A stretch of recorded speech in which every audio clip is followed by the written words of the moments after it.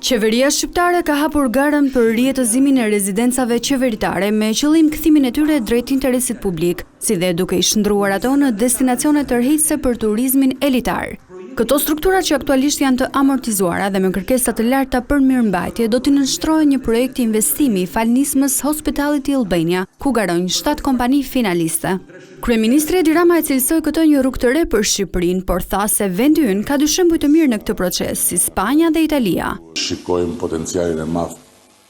që ka vënia në shfrytëzim e aseteve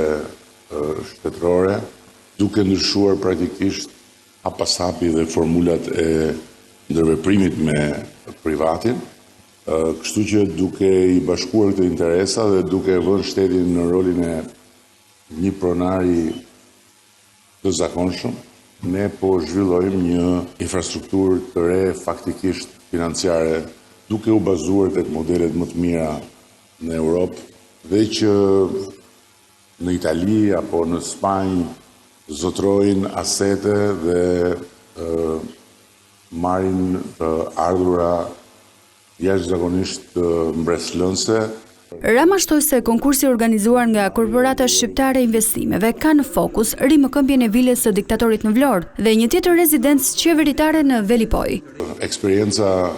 e 2 rezidencave këtu në Tiranë, që tani më janë transformuar, na kanë treguar që kjo është rruga për t'i kthyer këto asete në funksione me interes publik, dhe ky është rasti i 2 projekteve për cilat bëhet konkursi i sotëm.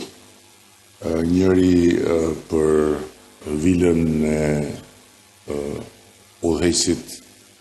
dhe diktatorit shqiptar në Vlorë dhe tjetri për një tjetër rezidencë qeveritare në zonën e Velipojës. Ky projekt pritet të luajë një rol të rëndësishëm në rigjallërimin ekonomik dhe turistik të këtyre zonave.